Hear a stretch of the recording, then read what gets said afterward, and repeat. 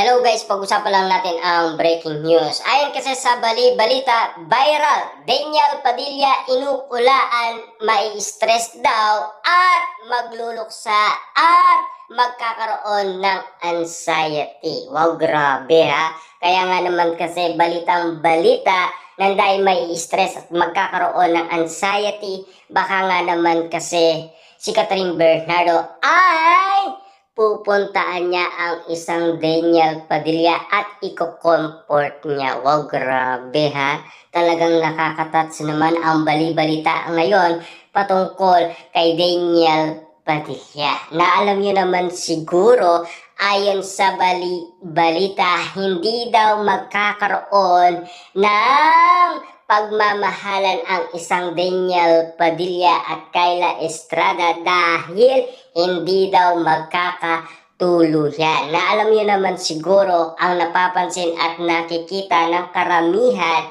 na baka nga naman kasi magkakaroon ng inggit ang karamihan.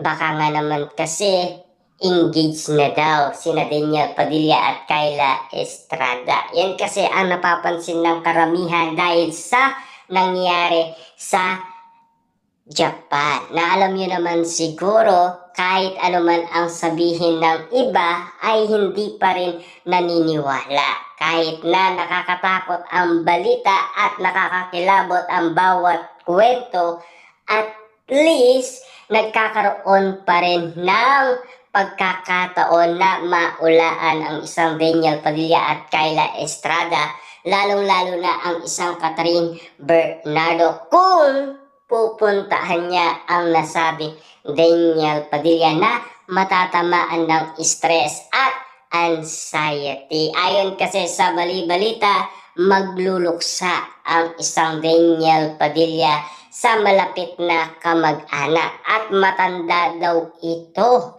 Ayon sa manghuhula, kung katotohanan man ang balita, atin na lang alamin ang katotohanan. Tanging ula pa lamang ang ula kay Daniel Padilla at Kyla Estrada. Na alam niyo naman siguro ang bawat ula ay yan ay hula lamang. Pero kayo, ano nga ba talaga ang tingin ninyo? Kung hindi magkakatuluyan sina Daniel Padilla at Kyla Estrada, sino ang para kay Daniel Padilla kung hindi si Kyla Estrada? Si Catherine Bernardo pa ang babalikan ni Daniel Padilla. Yan kasi ang madalas pinag-uusapan ngayon dahil pinag-uusapan na ang tambalan Katniel.